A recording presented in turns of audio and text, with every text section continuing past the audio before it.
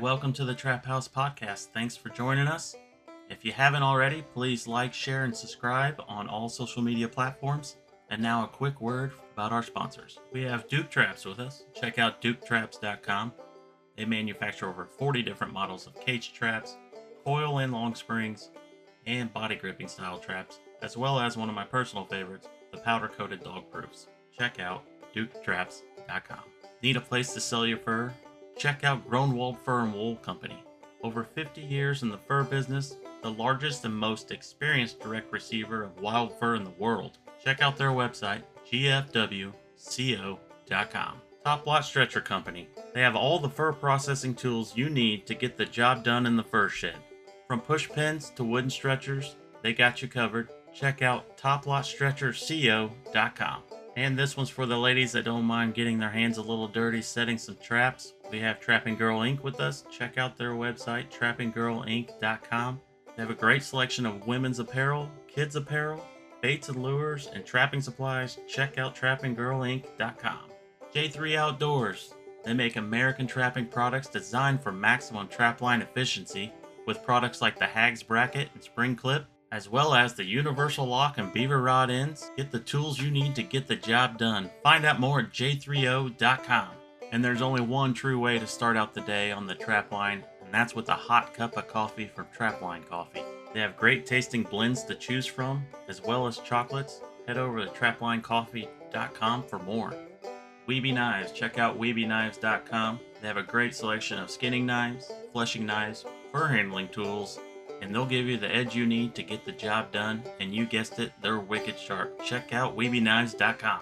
And we'd like to welcome the newest sponsor to the team, No BS Lures. Don't let the name fool you. There's more than just bait and lure. This company offers trapline tools and hardware, fur handling supplies, and the No BS traps. Check out nobslures.com. And last but not least, Hoosier Trapper Supply, home of the Top Dog Predator Bait, Jet Fuel Predator Lure. We offer a complete line of trapping baits and lures, deer scent, trapline tools and hardware, fur processing tools, and special package offers.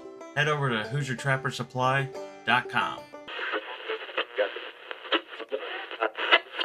All right, welcome back to the Trap House Podcast. We got two great guests today. Jake and Riley, thanks for joining us from New England Naturals. Glad to be here. Thanks for having us on.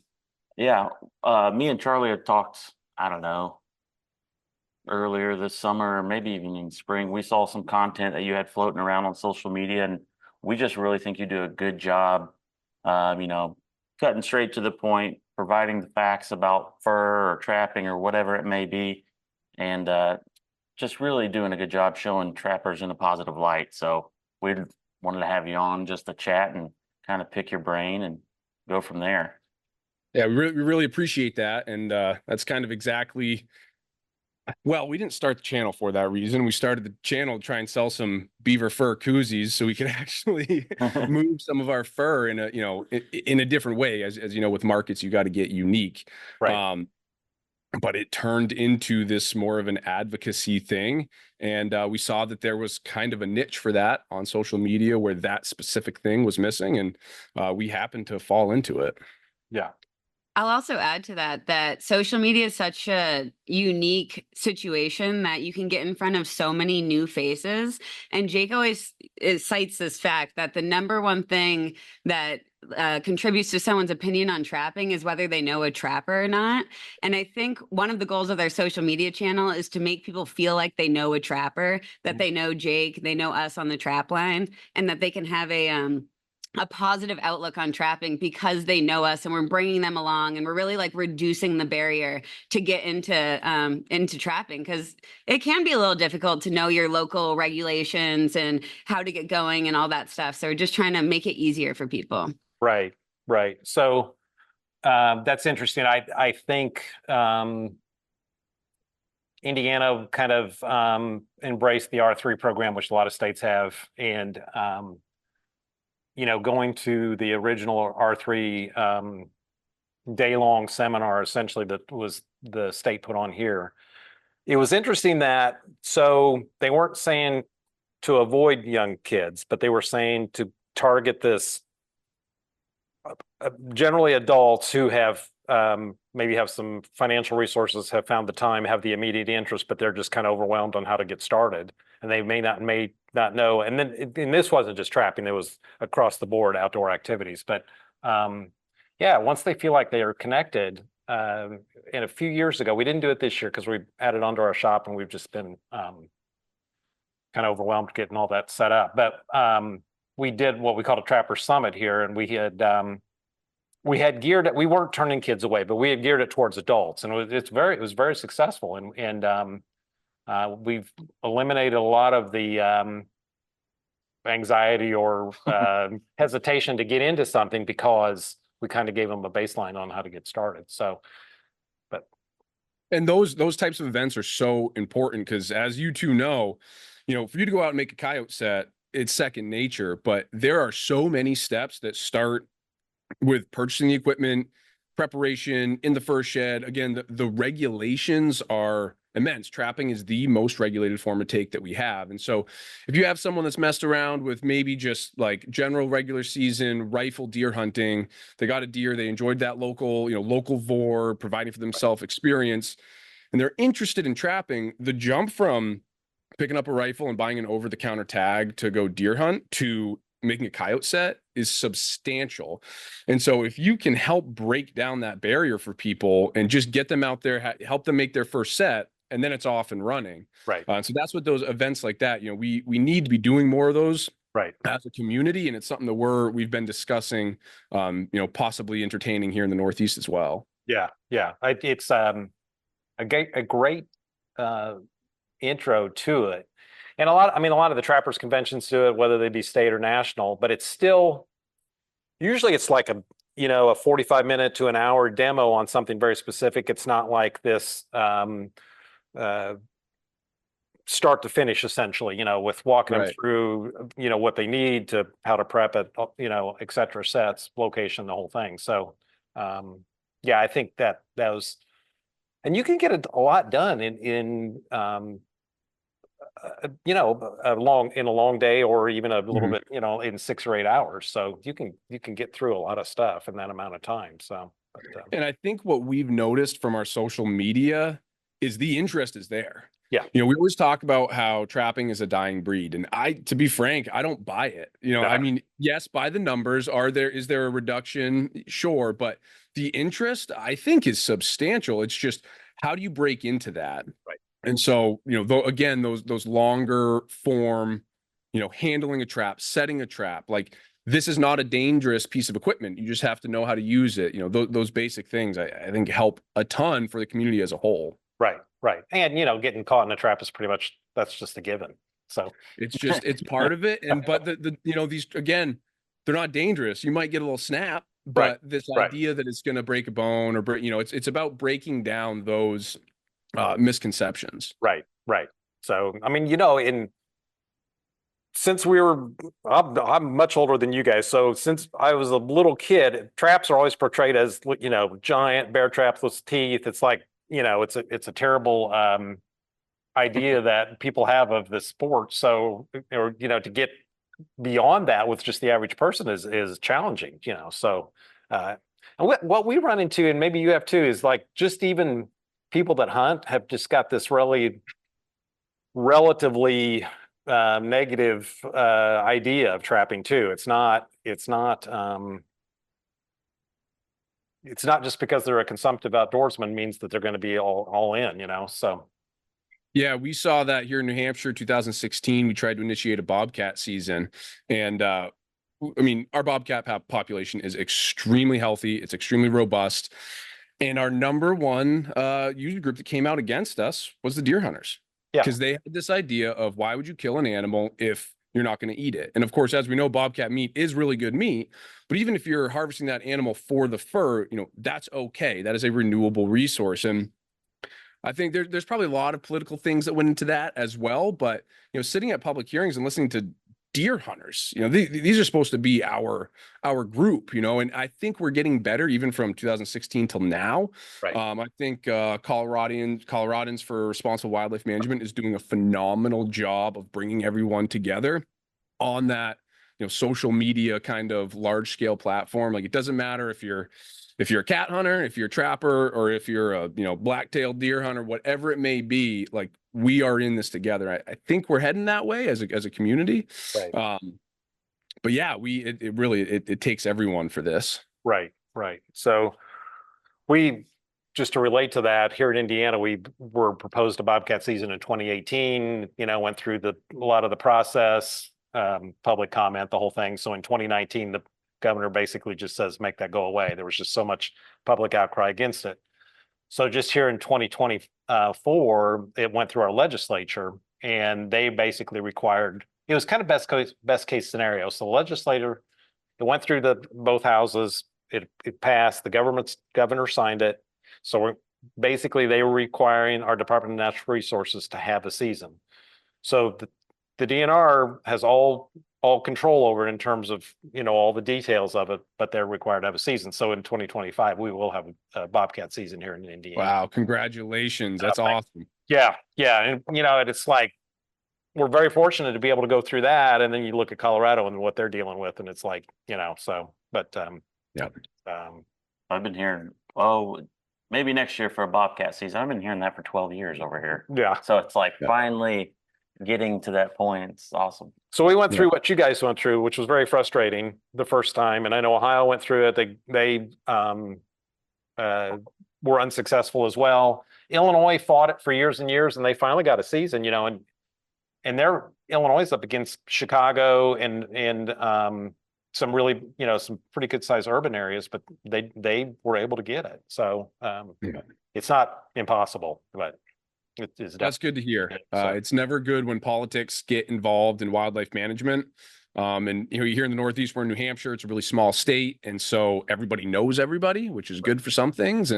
But politically, that can be challenging, especially when the data is there. But again, the governor says make that go away. I don't want to have to answer to that next time I campaign. Right. It's also like in the messages we're putting out on social media, because they are fact-based and science-based, we're really encouraging people to use those messages wherever they live, because we know these things are happening in every state, all across America. Right. So kind of putting those tools in people's hands so that whatever's happening around them, they can kind of stand up for trapping and approach it from a science-based perspective instead of an emotional perspective, or what we see so many times at the State House. Right. I always think it's always easier to be against something than for something. And that's just human nature. And and then to take that and then have enough interest in it to actually maybe do some research, that's another step of, that's hard to get there with the person that doesn't really have a dog in the hunt, so. And then how to evaluate those sources of research and, see how biased even the source that you're reading is. Like, there is a lot that goes into it. And a lot of the key messages we're sharing about trapping are from the federal government. Like, we are using what the government has researched, saying that trapping is good for a management tool for wildlife. Right. And we're just kind of relaying that information to the public. So it's not something we're making up. It's not data we're collecting. It's data that's available to everyone, but maybe not accessible in its current form, but through social media, it definitely is. Right, exactly. And I mean, the government does a lot of animal control. So Yeah. Well, that's a whole different subject. But That is. There's a lot of that too. So, and it, where they shut it off completely, for instance, mountain lions in Colorado. So, I mean, in California, so they shut off a season, but they're still killing about the same number of mountain lions in the state, as it just shifted to who is doing it. So, and who's paying for it? Exactly. Yeah. So, it doesn't really change anything. It just changes how it logistically all works, So, anyways, so how'd you guys get into this? Well, So I grew up. My father was a wildlife control operator, so he actually. That government agency that you're talking about that controls a lot of critters, he worked for them when he just got out of college, and then moved on to his own private business, and then got into fur trapping. So that's kind of he had a unique path towards it, and he's a first generation hunter and trapper in his family. Mhm. And so I grew up around it, but in a kind of different perspective where it was dad's job. And I, you know, I mean, I was on the trap line with him from a little kid, but I didn't really start pursuing it myself until I kind of got out of college. And Riley and I met in college. So ever since we've known each other, I've trapped. And then as we started eating, so it was beavers, as you know, we really got into beavers to start. And then we started eating beaver meat. And that was a really attractive thing to keep going because, you know, when we were both in grad school following undergrad, and you know, when you're pinching pennies, you know, every meal counts, and here's this awesome resource where we're already trapping for fur, but then there's 5, 6, 8 meals for the, you know, when you're talking for 2 people in a beaver. And so that kind of furthered our interest. Right. And then Riley got her trapping license, and I don't know, 4 or 5 years ago, maybe even longer than that. But and then when we really ramped up, you know, I was catching 8, 9, 10 beavers a year when I was in grad school and stuff. And then when the 2 of us got out of grad school, we really started going after it together. And as a team, it makes, as you guys know, when you add one more person to your team when you're trapping, and your efficiency goes way up. It's also way more fun. Way more fun. with people. Yeah. Yeah. And so we started, I wouldn't with yeah, Chuck.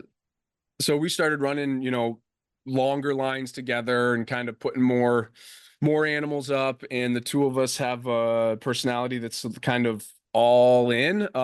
And so we caught that bug pretty hard. And every year it was, you know, trying to beat last year's goal. Yeah.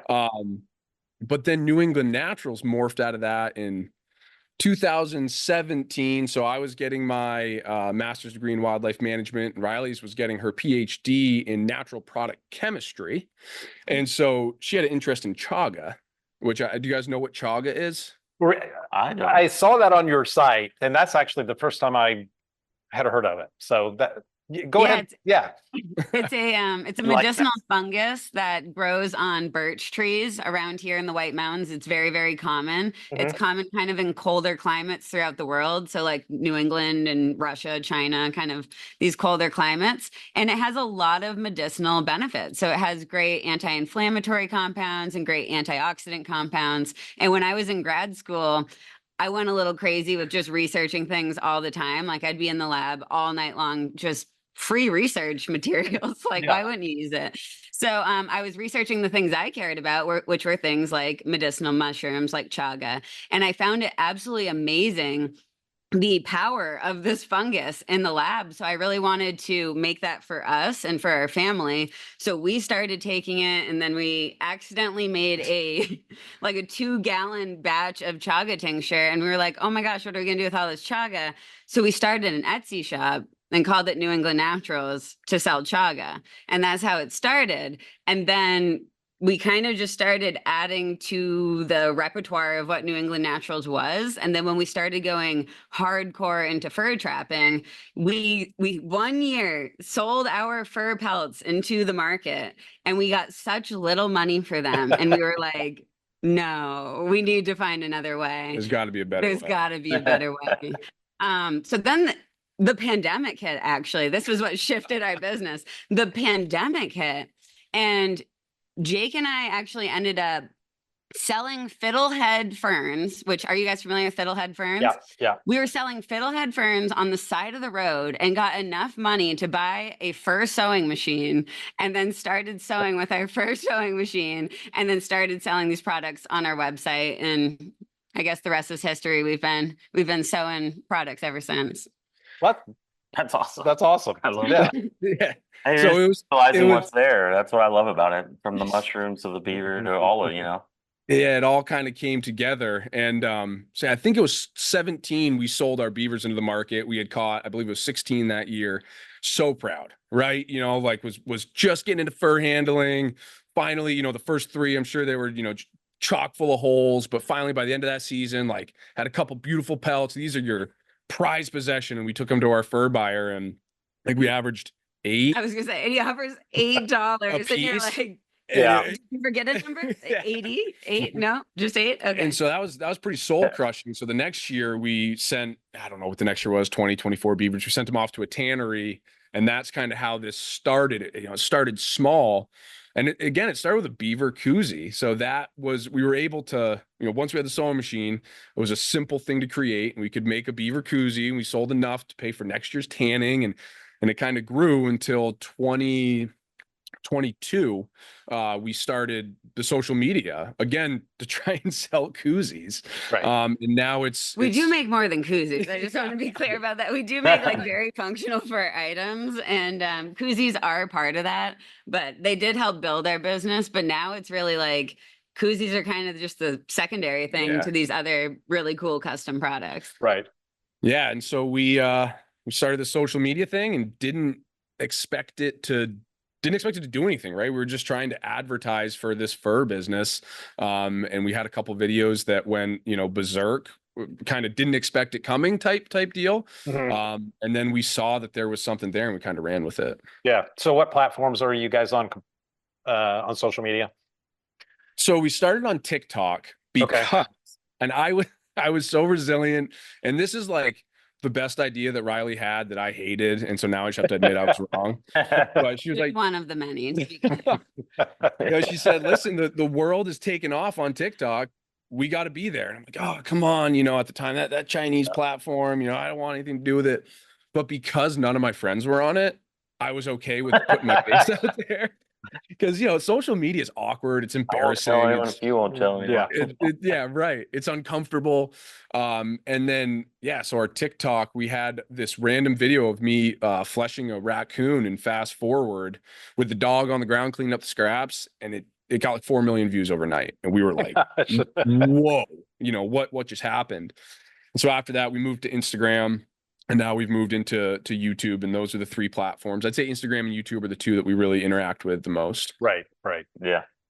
Yeah. You on Instagram, you guys are a great presence for trapping. I don't know. By far, I think you guys by far are the biggest. I'm not sure of anybody else has more followers than you do. So it's crazy to what, like 80,000, 70-some-thousand? Just over 80 on Instagram, and TikTok. We're still like 170 on TikTok. But I still don't fully understand that platform and the audiences that it gets to. But on Instagram, it seems to be that we are communicating with the hunting and trapping, world. Right. So, we get some, but very little negative feedback on Instagram. Typically, if we do, it just, delete them or whatever. Block, delete. Block, whatever. Do you guys get much on that? Oh, we're quick on the block button. We go. But you kind of have to be to protect your channel. I mean, if you're creating content that might cause such an emotional response that somebody might flag it, you can just because they don't like it or they're uncomfortable with it, that puts your channel at risk. So with certain people, like, a comment back is not going to change their mind. So you kind of have to make that decision of like, is this person, do they have malicious intent on this comment on this channel? Or like, are they actually just asking a question and like unaware of trapping altogether? But we are very fond of the block button and the delete button. Yeah. And we've been really proactive. So, and I would encourage anyone who is in the hunting, trapping, hounds, any of those worlds on social media. So we search, I went in and searched PETA, and every single account that had PETA in its name, we blocked. HSUS, every single account that had that, we blocked.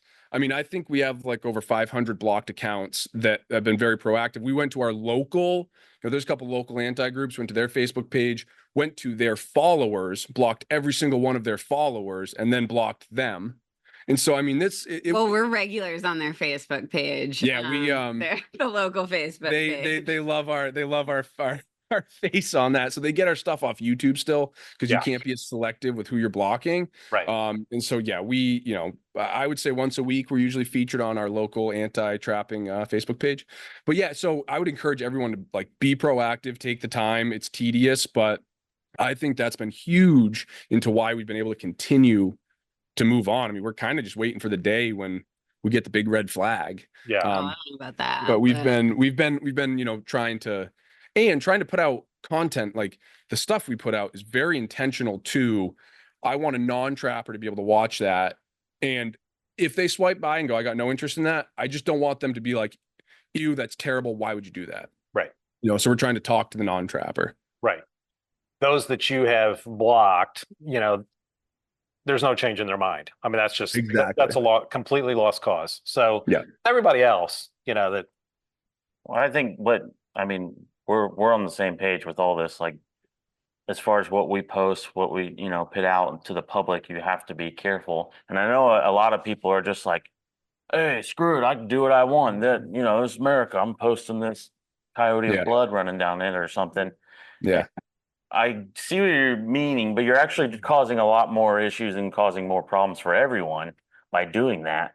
So you're better off just like, trying to be somewhat careful, obviously. So, Yeah. yeah. Yeah, and there are few people. I'm just gonna go out on a limb and say there's few people that love beavers as much as I do. I love beavers. I love raccoons. I love these animals that we pursue. So I want to portray them.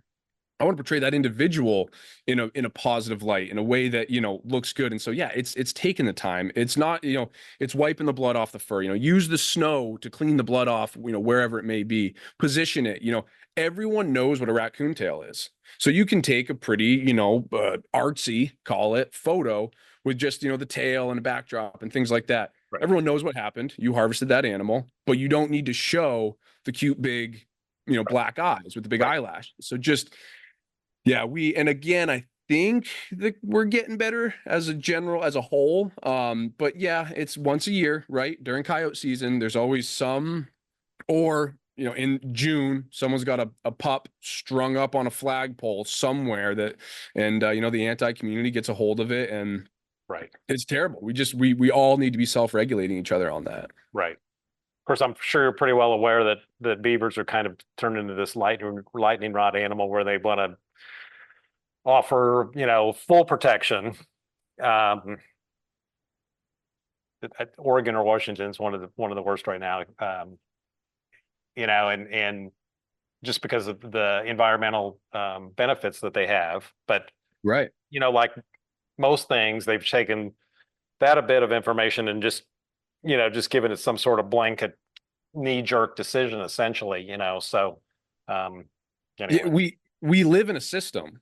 And we live in a system with beavers. Right. We need beavers on the landscape. They are, you'll hear the term ecosystem engineer, and it almost gets like greenwashed because people use it so much, but they are vital to our waterfowl populations. They're vital to our amphibians and all of these different things, but they're also a rodent, and they're pumping out 4 to 6 young every single year. Right. And we are humans, and we have infrastructure. We have roads. We have houses that are close to waterways. There's going to be conflict. And so we need beavers, but we also need to trap beavers. And there's somewhere right in the middle of that's perfect. And like everything, there's a black side and a white side. Well, the reality is gray, Right. but you're only hearing from either side. Right. That's a good way to put it. So yeah, exactly. And I saw a thing, it was on the CBS Sunday morning show, and they had this segment on beavers, and this woman was on there, and she was like, there was a beaver dam, and they were diverting the water with this pipe system or whatever. Probably, who knows what that cost, and it would have just been much easier just to control the beavers and Yeah. it was just kind of the thing that bothered me on the segment was they didn't really talk about alternatives for the issue, so it's kind of obviously pretty biased or one-sided on that. But and so I do have some perspective for how much those cost. Those pond leveling systems have become very popular around us, and they're running $4,000 to $6,000 a piece to install. And the whole idea is, right, we put this in, and it's going to keep the water where we need it, and so we don't have to kill the beavers, and our bike trail won't get flooded. And that's all well and good, and it might work for a year, and it might work for 2 years, it might work for 5 years, but in 5 years, that family group has pumped out, when you start talking exponentially, 40, 50, 60 offspring, that where are they going? They're going just down to the next culvert. And so you end up with series of 10 of these in a row. And my question always is, who's coming in and cleaning up that plastic and that metal that you're putting in our wetlands? Yeah. Because they have a lifespan. A big water event comes through, they get tangled up and torn, or the beavers figure out a way they just build another dam beyond, whatever it is. Well, now you have this big mess of metal and plastic that's out in our wetlands. And boy, I'm pretty environmentally friendly. I don't want that just out there rotting away. And so that's where, beaver deceivers are great in certain situations. So is trapping. And so if we can look at these all for, management tools in the wildlife realm, that's great. We got a big toolbox full of a bunch of tools. They can work together. And that's, I'm constantly trying to get that message out that there are so many ways to manage beavers, but trapping is very efficient at being one of those tools. Right.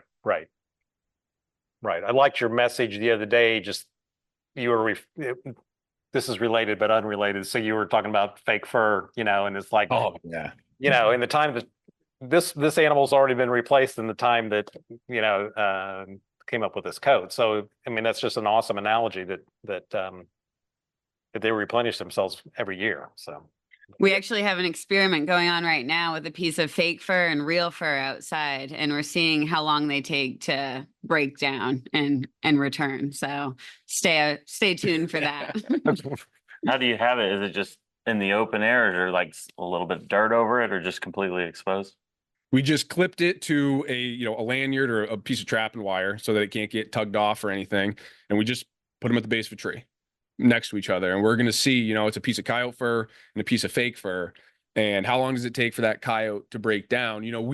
Our pelts are tanned, but they're still leather. And Right. we have organisms in our system that can break leather down. And so, I don't know if it's going to be 2 months, a year, 3 years for that coyote to break down, but I just about guarantee that it's going to be quicker than that piece of plastic. Yeah, you gotta- essentially. Fake fur is so gross feeling too. Like it doesn't look nice. It doesn't Yeah. feel nice. Like there's really not many positives to it, and it's terrible for the environment. Like when you put your hand on fake fur, you like retract your hand immediately. Right. It's gross. So What you a think shame for them to be comparing a beautiful coyote, right? And then they have this fake fur ruff. I mean, what a disgrace to the animal. If you're going to I portray know, it, at I least know. make it beautiful. why? Yeah, I was always kind of like, why try to duplicate something that's already there that is completely, essentially green, sustainable. Anyways, yeah, it's kind of mind baffling. So how the perspective on all of that, But those whole ideas, the sustainability, all the buzzwords, and we use them because you have to, but they're buzzwords. There's a lot of people who have interest in trapping. They might be watching for the peripheral for those reasons, but again, they just don't know how to get into it. And beavers in particular, have got to be one of the highest yield of an animal that you can get because there's so much meat. You can get the tail leather, the castor, the oil, the skull, of course, the pelt. And I always say, people say, oh, what do you do with the rest? And I say, well, I give it back to Mother Nature. Because there isn't a bit of a beaver carcass that goes to waste. no. Nothing gets cleaned up faster than a beaver carcass. Yeah. And so we actually have some people around us, some younger folks that have gotten into it. We've taken out on the trap line and to catch a beaver, they catch 2 beavers. Cool. That's great. They're really into it. They get those pelts tanned. Well, they're more into it for the food. They want to catch another beaver because they want to eat it, but what do I do with my 3rd, my 5th, my 6th pelt? So we find them saying, hey, do you guys want our fur? I really want to catch a beaver for the food, for the meat, but I don't want to waste the fur. And so it's just this different perspective on trapping that we hadn't considered until we saw it. Right. We talk about it all the time. All these younger people, they don't even ask what the fur market is. They don't ask what the fur prices are. Nope. They just want to go catch stuff, have some fun. Particularly when they get done deer hunting or whatever, and they got the rest of the winter left, and they just want to spend it outside. And it's it's just a great activity. And of course, then we've got the guys that want to control critters on their deer hunting leases, or or for nest predation, or whatever. But so. No, I love the idea of it getting you outside in the winter because, we live somewhere really cold and a lot of people we know aren't very active in the winter, but it's when we're the most active by far. Right. And we've just seen some of the most beautiful, relatively untouched landscapes that we've found because there's beavers there. And just like kind of looking over these ponds and being like, wow, this is absolutely incredible. And that's the, quote, fun part about trapping. It's not fun because we love killing animals. It's fun because you get in these amazing outdoor environments and you're harvesting food. And it's, with if you have someone with you, then, you know, it's even more fun because you have good company. But the whole experience is just, it's wholesome. It gets you outside. It gets you, Right. you know, more connected to nature. And in winter, that can be really, really difficult. Right, right. There was, yeah, it's that entire picture, and most people will never, you know, or a lot of people don't get it, and won't do this. But I remember still when I was in high school, like freshman, sophomore, trapping before school. You know, it's pitch dark out, of course, and I remember just right down the road here at the creek, flashlight in hand, I'm by myself, trapping by myself, walking up the creek, hip boots on, and there was this little, just a little screech owl, and that thing, I would be there every day, and it would kind of follow me along. He was very curious. Oh, I that's hear, you know, like interesting. 50 years later, and that, or yeah, 50 years later, and it still sticks in my mind. Just be in the dark, and he'd be waiting down there Yeah. for Oh, that's so every day. cool. So, you know, Did but you name him? I didn't name him. Yeah, you know, we've often referred to that, what Riley just described, that lonesome beaver pond, the two of us, the snow's falling just right, you know, the mountains. It's a religious experience. Yeah. I don't know how else to describe it. You get a feeling that comes over you that the words don't really, you know, and I Right. don't want to sound too cheesy, but like it's what attaches us to the land. It's what attaches us to that animal. Right. And I think people once they experience it, it's this whole question of, well, why would we ever get rid of that? But if you never have experienced it and you don't understand it, you know, it all comes back to what you said. It's a lot easier to hate something that you don't understand or that you don't Right. know. Right. We had talked about trapping as compared to most outdoor activities, and it was just like, you're there every day for whatever time frame you are, and it's like you're just closer to all of it. You're closer to nature. You're involved in it. Whereas in the average person that maybe just walks through or hikes through or whatever, and not that there's anything wrong with that, but I just feel like we just have a much closer connection to it. So Yeah. Well, I think it also part of it is like, to be a good trapper, you kind of have to think like an animal and really evaluate landscapes and kind of feel that deeper connection to your environment. And Yeah. it's, you know, similar to like hunting too. Like you need to be able to look at it from an animal's point of view. And I think that's kind of part of that religious experience too, is kind of going back to that like primal instincts and Right. figuring it out like a puzzle almost. And then the next day, you know, being either rewarded or learning a lesson and moving your traps and doing something differently. Right. Exactly. So there's a statistic, and I'm not gonna remember the numbers exactly, but the average number of days that a user group spends doing their activity. And for anglers, it's something like 16 days a year. I think hunters, it's like 16 days a year. Anglers 13, hunters 16, and then trappers, it's in the 40s. Yeah. And so the pitch that I make is, if you're a landowner and you allow these activities to occur on your property, who do you want on your property? Do you want the person that's stopping in every now and again? And again, I'm not saying that's bad, but the trapper's there every single day. They're going to notice if the gate is tampered with. They're going to notice that there's a new couch that someone threw out on the side of the road. Yeah. They're going to notice that, geez, there's something weird going on with the coyotes on your property. I'm seeing a lot of mange. You know, they're a lot closer and more attached to the landscape and to your property. I mean, they're stewards of the land, right? And so I found that to be really interesting. I mean, we did out our numbers last year. We had over 500 trap nights for beaver, just for beaver. And I mean, that's, you know, again, out there every single day on these landowners every day, reporting back, giving a sense for the wild. Hey, we saw fisher tracks crossing this beaver pond, and that's really cool. You know, you have fish on your property, and those types of things are really exciting for people. Right. Explain trap nights for those that don't understand that. Yeah. So, and that's a really good point to make. So a trap night is, it's a way to measure the success, or it's a way to measure population index. And so I know that's a fancy word, but essentially if I put out one beaver trap for one night, that's one trap night. And then I'm going to report to the state biologist how many beavers I caught in that trap. So if I caught one, it would be one for one. And once you span that out to say 100 trap nights, and I caught 40 beavers in those 100 trap nights, okay, there's, you know, that index of 0.4. And what these state agencies do is they compile data from all trappers in the state, and they get a sense for, and it's not a population estimate. It's not how many beavers are out there, but the assumption is that when you know, each trapper has the same kind of it's Probability of catching a beaver. thank you. Yeah, it has the same probability of catching a beaver. And so if we see through time that that goes way up or it goes way down, we get a sense for what's happening with the population at kind of a general level. You know, Right. we used to catch them at 0.5, now we're catching them at 0.2. What's going on with our beavers? Or we're catching them at 0.8. We have way too many beavers. So if you have 5 traps out, is that 5 trap nights or 1 trap night? That's 5 trap nights. Yeah.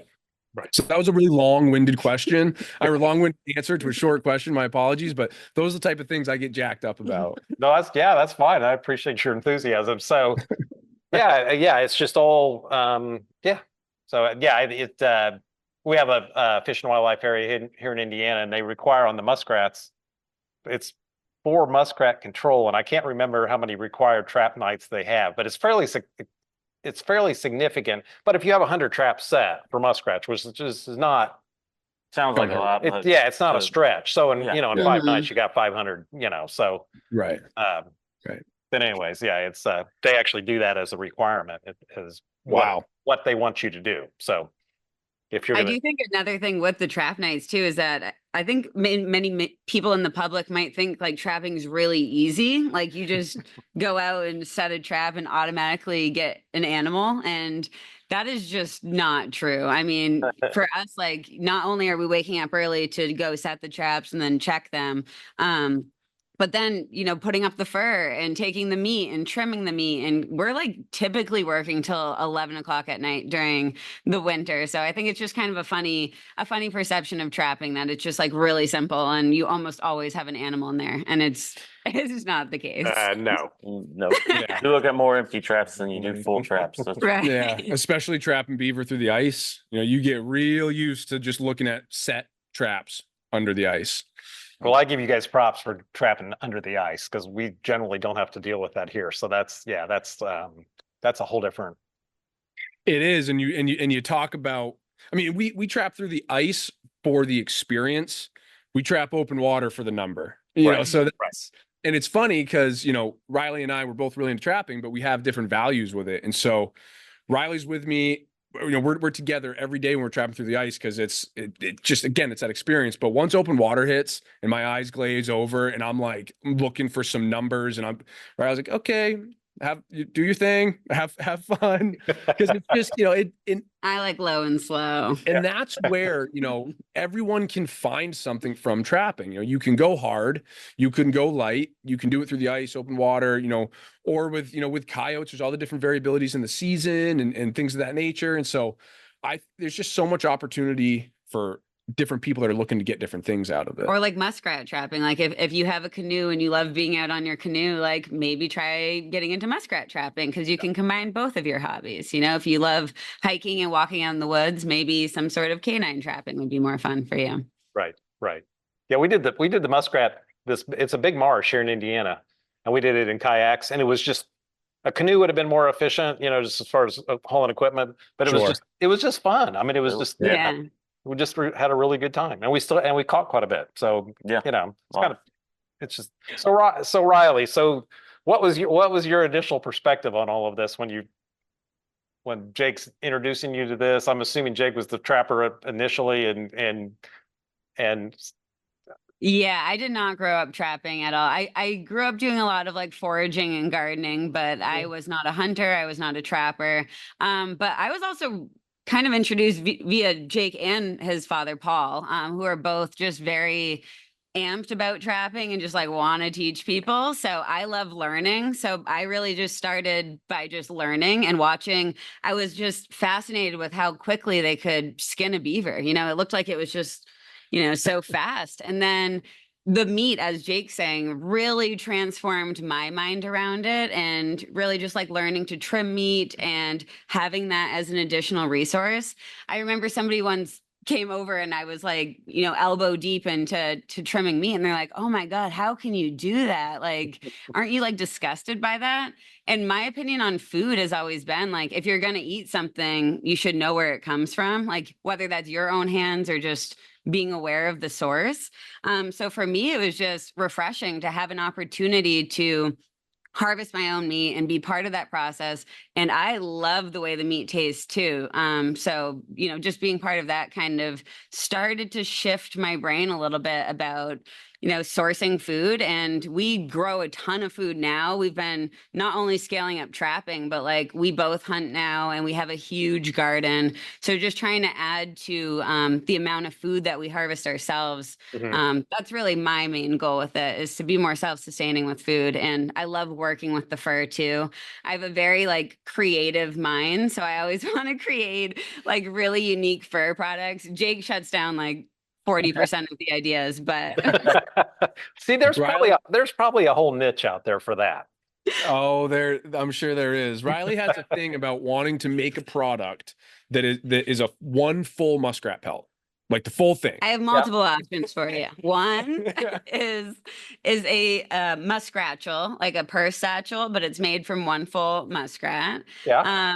And then a second one is I want to make either mittens or just kind of, I don't know what they're called when they're gloves, but your fingers are out of them. Right.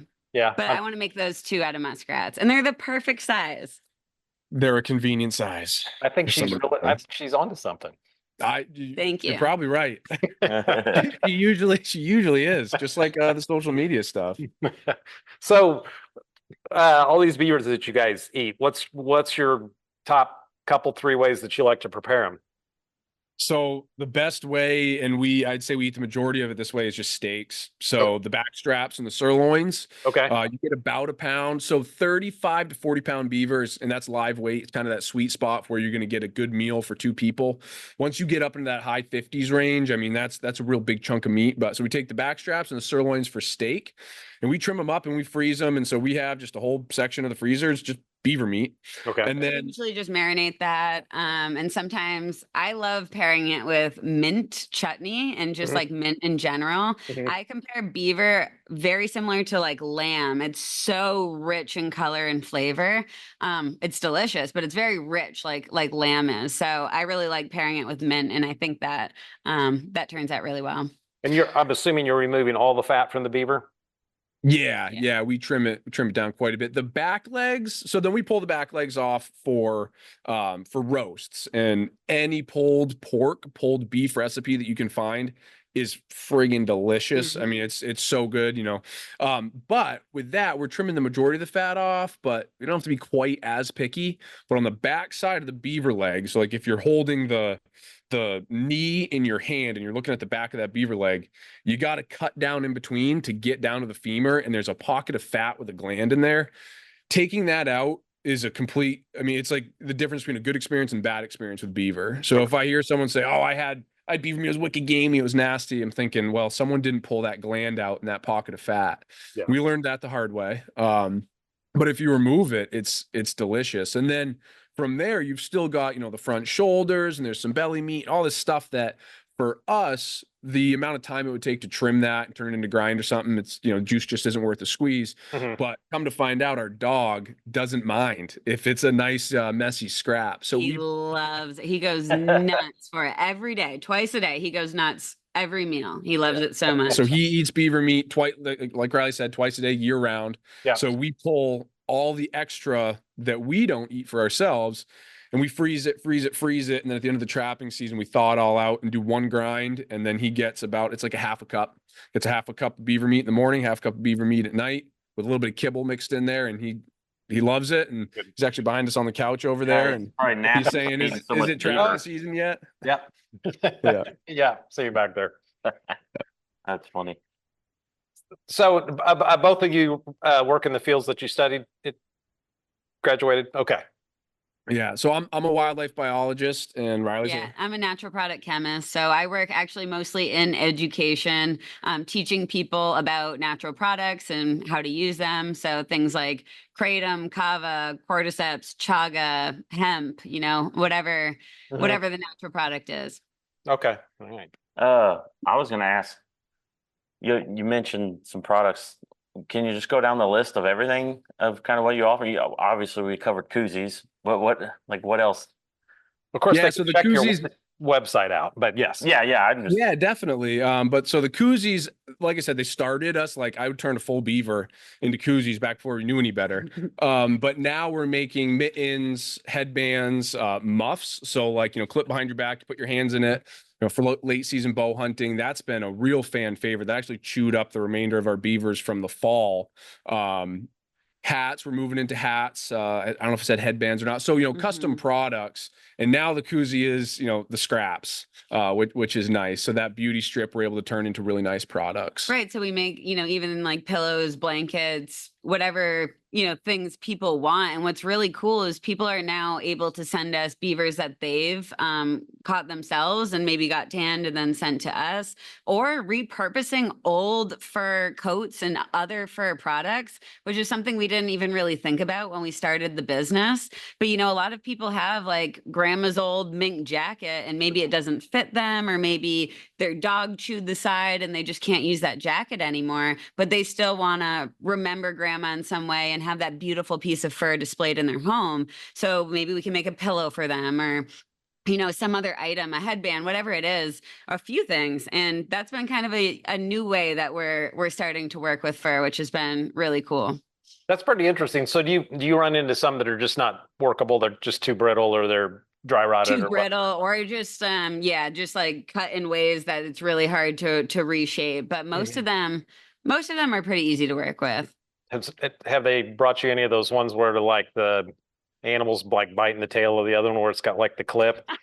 I have one of those from a church yard sale when I was like 12 years old. I'm not even kidding. And Yeah. it lives in this workshop. Yeah. Yeah. they usually put Yeah, those bead eyes. Yeah. Exactly. Yeah. So, we've been talking about beaver, but we work with all fur. So, we work with raccoon and coyote, and some of the lighter furs like mink and muskrat, our machine isn't great for. We're still looking for a Model A. Right now we have a Model B, so it's kind of made for heavier furs. But we just moved this summer into a new workshop for our furrier shop. So we used to do this all out of the basement, which is a great way to build the business, but we finally outgrew a 4x4 workspace. So now we have a full-blown fur shop where we've got several different machines, and we're kind of expanding in that way. Well, awesome. It's that's really good to hear. I mean, because over the years, so many fur places have closed. They're from the 70s and 80s, they were very common, and now they're just not out there. So that's really good to hear. But and it's we had the Canada Goose, and that's a crazy story, and that was the driving force behind the coyote market, and when they decided to switch gears and not use coyotes anymore. Of course, we lost our coyote market, at least temporarily. Right. And they basically just gave in to public pressure from that really small vocal group out there that basically made them switch gears, even though their demand was quite high. Yeah. And speaking of that, if anyone has a Canada Goose jacket that they want a real coyote fur put on, make sure to reach out to us, because we'll put some real fur on that for you. There you go. I like that.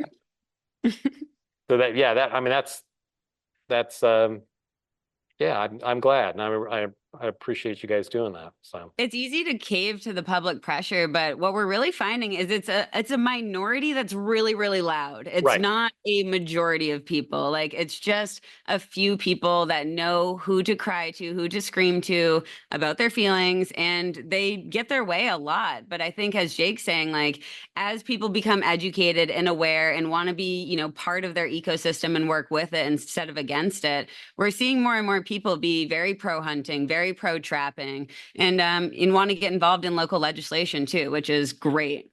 Right. We had just an incident. So here in Indiana, they were going to basically take our our otter quota, which is 750, and they wanted to put it into like permanent rules. This is kind of a technical government thing. And then they also wanted to take our otters, which are essentially 3/4 of the state is open, and they just wanted to open the whole state for otter trapping. And they had to go through all the proposed public hearings and public comment and all that. So it kind of came down to the wire, and there wasn't really much. Trappers really weren't on board with making their comments. And of course, the antis were, and kind of came down the last minute. And fortunately, we got enough people on board that made comments, so we exceeded the negative comments at least. But it was just one of those things where I think generally trappers probably thought it was in place, and they didn't really think on this circumstance. They didn't really think that it was something that needed their immediate attention, or that they figured somebody else would deal with it or whatever. So, but it came down, and that was not really the case. So, but yeah.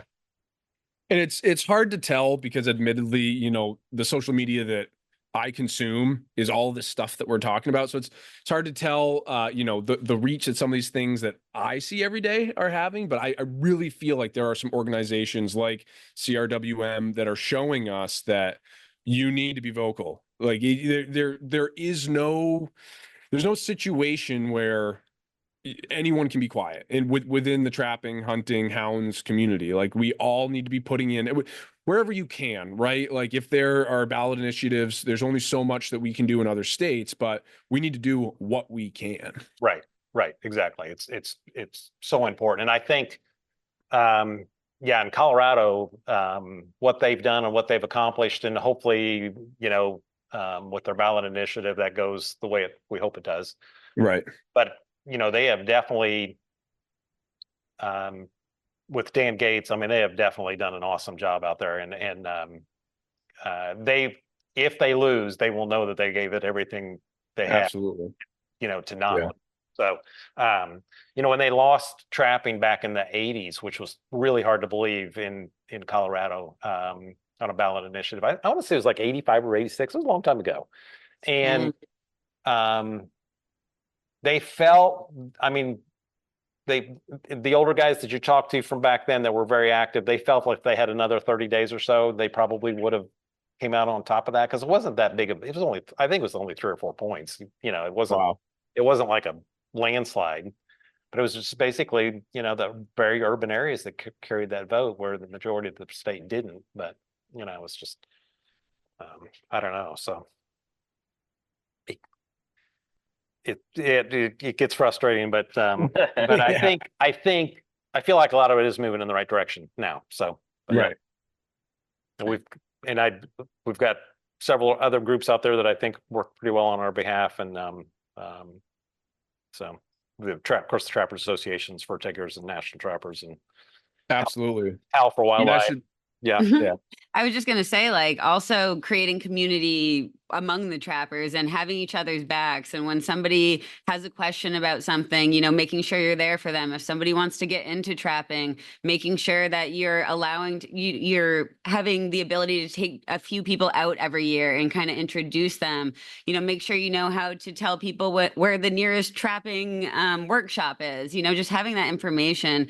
Trappers do need to stick together and, not be our own enemies sometimes. And if somebody is like communicating incorrectly about trapping or saying something that might be used against us, informing them like, hey, if you use your language a little differently here, it might represent trapping a little better. People want us to say things that they can use against us. Oh, sure. So just having each other's backs and looking out for each other is really important. Right. Yeah. Great. And, it's hard to be a mentor. It's time consuming. It slows you down. It's going to get in the way of production. And, it can be tiring, to be frank, but it is so important that every person, when you have the opportunity to be a mentor, that you take that opportunity.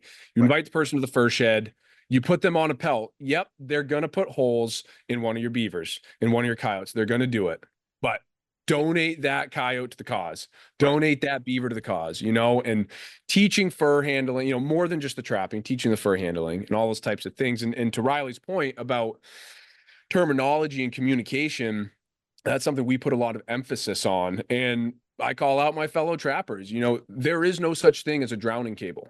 It doesn't exist. Beavers don't drown. It's a submersion device. It's a submersion cable. Mhm. And so using that terminology, people hear a drowning, a drowning cable. Oh my gosh. They think of themselves drowning. that's- Right, That emotional reaction to themselves drowning. But when you understand the biology of the beaver and you understand that that's it's reaching that, it's dying via CO2, just being in the bloodstream, and underwater is their safe space. So that animal is underwater in their safe space until they pass out. It's not breathing in water in this big horrendous thing. So using a term like a submersion cable or a foothold.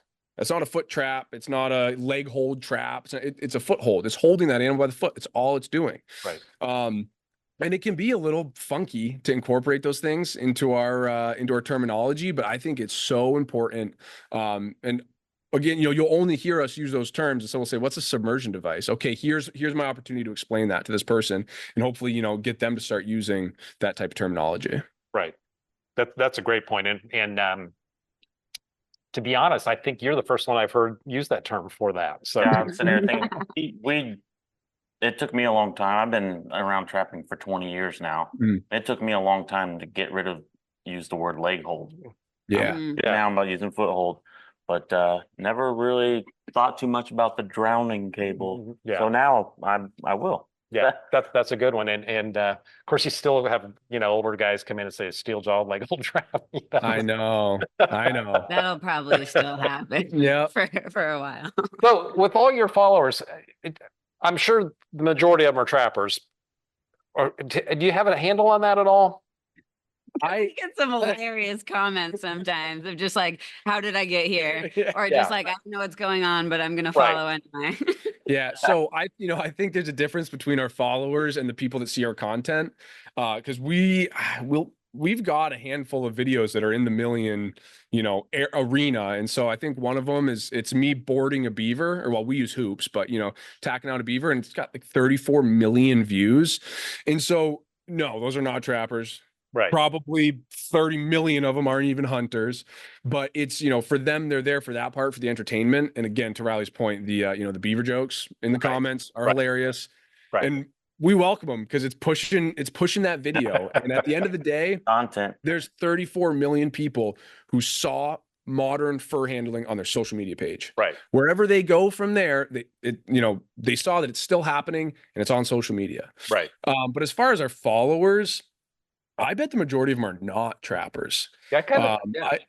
I get the sense probably a lot of hunters, a lot of people that are interested in I think we see a lot of interaction from like survival accounts and getting back to nature accounts and stuff. Yeah, a lot of homesteaders. But just because, if you were to break down 80,000, if you're just to take a sample of 80,000 people offline, you only have a small portion that's trappers. I think that's probably relevant in our followers as well. Yeah. Which brings it back to why we're trying to communicate to the non-trapper. And we love having the trappers around, but to be frank, we're not trying to convince them of anything. All of our trapping friends they're gonna buy their license next year. They're gonna go and do it, but it's that fringe that we want to get our message across to. Right. Well, you're doing a great job, and hopefully you do have a high percentage of non-trappers. So, because otherwise you're just preaching to the choir. Right. So, I mean, Well, yeah, we always put it like, the black and white and the gray thing. Well, you got one side that's anti, can't change your mind. The other side is us. Look, we're always preaching to each other, trapper on trapper. And it's all the people that don't know, that may be curious, never really thought about it, or they're on the fence. If they just see a little bit and see you speak about a certain thing a certain way, then as long as they're not against it in the end, you won. Right. And that's just it. I don't need every person that watches our video to go out and buy a trapping license. I'd love if it happened, but what I need is that Need them to when buy that a ballot initiative, when that ballot initiative comes up in their state, I just need them to go, oh man, well, I saw on social media that, trapping is good for wildlife management. I'm not going to sign that as they're walking into the store. If we do that, then we've won. Yeah, Absolutely. exactly. So if you had to give just to the average person some talking points for pro trapping, what would your top 3, 4, 5, you know what I mean? Just So fortunately, we don't have to come up with that because AFWA, the Association of Fish and Wildlife Agencies, has got a playbook. Their Trapping Matters, Google Trapping Matters Workshop or AFWA trapping information, and they have got everything you need. And so we say this all the time. We're not coming up with these talking points. We are reporting what the experts have told us we need to say. And so the big things in that are trapping does not negatively influence wildlife populations. We do not trap, the species that we trap are abundant. Trapping regulations are put in place by wildlife biologists and they're enforced every day by conservation officers. This is a highly regulated activity. And two is that, these are renewable resources. And that's three. I mean, I could keep going, but another one is the amount of money that has been put into making our equipment humane and safe for wildlife. Yeah. So we've spent over $40 million on developing best management practices for the traps that we use. And there's a whole list of BMP approved traps that exist out there. And I would encourage someone who's getting into a new species or wants to trap something new to go and look at that list before they go and purchase a trap and buy traps that exist on that list. So those are kind of like the key talking points. The species that we trap are abundant. It's a highly regulated activity, and it's very humane and it's a well-studied activity. Yeah. Those sources that you just referenced, I don't know if it's just coincidence or what. I could tell you're a biologist, but just from those, because that Jerry Ann's very good about pushing those. In fact, they even had pass out cards that you can stick in your wallet. Does that sound familiar with those key points? Yeah, I've got a stack of them on my desk. Start passing them out. Yes, yeah. And what I do is I pass them out to decision makers. So, when you meet up with that, the game program leader at that public hearing about bobcats, hand them that card and say, hey, if you don't mind, just take a look at these and, keep this on your desk at work. Those types of things. And I don't know this for sure, but I assume that if you reach out to AFWA and you say, hey, I'm interested in getting a stack of those cards for X, Y, or Z, for my school classroom, for my whatever, I'm sure they would send them out to you in a heartbeat. Yeah. I'm sure. And I think it's important to just emphasize how much science and research is involved in trapping, because I really don't think people understand that. As Jake's saying, the millions of dollars that go into the best management practices for these animals, and then the populations of animals that we're trapping continue to be monitored by wildlife biologists, so we have a better grasp on those systems and the population of animals. So it's not just like a free-for-all out there where you just set a trap wherever you want and hope for the best. Even the location that you set the trap is, highly regulated. Right. Exactly. That all kind of comes full circle for me because I didn't grow up around any of this. As a teenager, I met Charlie's daughter. He owns Hoosier Trapper Supply, of course. And, I started learning what he was doing. Where I was working, they were having a problem with a beaver in a ditch. A beaver was the very first thing I ever trapped. And the only reason I went is she's like, I'll give you $200 to take care of this problem. I'm like, hey, I know the guy. So we went, I caught a beaver and I was like, this was really fun. This is cool. Then when you start telling people, you hear like, oh, they didn't know anything about that. And like, I didn't either. And then some people are like, I wouldn't do that. That's wrong. So I really had to be like, as a teenager, be like, what am I doing here? How am I going about this? Is this the right thing to be doing? And it all related and circled back for me to make that decision was all based on the science. Mm-hmm. That's where I felt, okay, I'm comfortable doing this. I don't have a problem.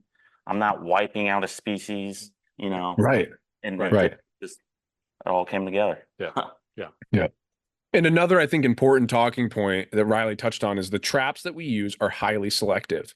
Yeah. When you go out and you make a coyote set, you're not going to show up and have a beaver in it.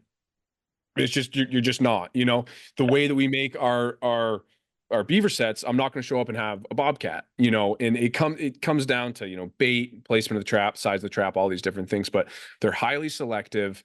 It's not willy-nilly. And this is a very educated group of people. Most states have mandatory trapping education courses that you have to take.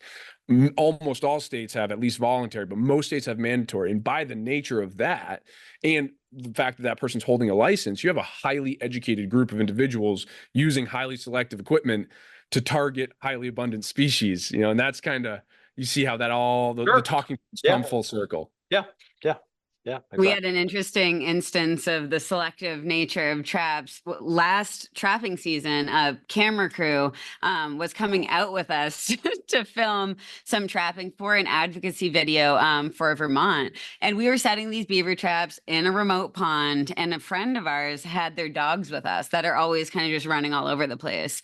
And, you know, their camera's right on the trap, and this dog's running around, and then the dog, you know, is running towards the trap and then just steps over it and walks away. And you could tell the camera person was like, and we were Yeah. kind of like, it's okay. Like, Yeah. it's okay. It's a very selective trap. That dog is totally fine. And I think it was a really good point to have on camera that you can have dogs with you trapping, you know, obviously be aware and, you know, be proactive about it. But our dog is so fun to have on the trap line. Like he can like smell when huts are active, or at least we think he can. Yeah. When he like goes on top and smells the vent, like he'll go kind of nuts when there's something in Right. that hut. Yeah. Yeah. And then he'll be like much less interested if it's empty.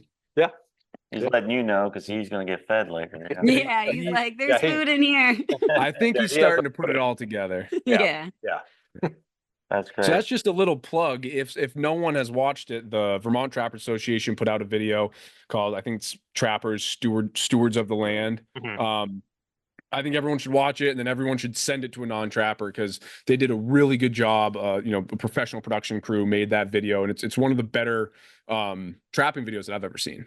Cool. Yeah. That's great. Well, thank you for joining us on, you know, this has been great. We'll have to do it again. Yeah, we'll do it again. Yeah. Sure. Absolutely, anytime. We love talking trapping. Yeah.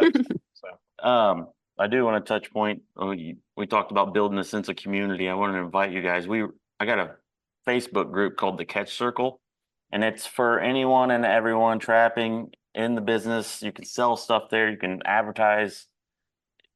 There's no rules as long as everyone's just nice to each other. Sure. That's You know, you so get on- cool. You We'd know, love to some do groups are like, hey, you can't post your bait because we have our top dog bait. You can't do Yeah, yeah. No, this is for anyone and everyone to connect. You know, so we're trying to build. Awesome. Appreciate that. We're definitely going to jump in on that. Yeah. Yep. All right. Anything else, Charlie? Is that it? I think that's it. Well, it's not it, but we're going to end it for today, and we'll come back and do this, and we'll do this again with you guys. And we sure appreciate what you guys do. So. Well, Thank thanks you a lot. so much. Thanks for having us on. All right.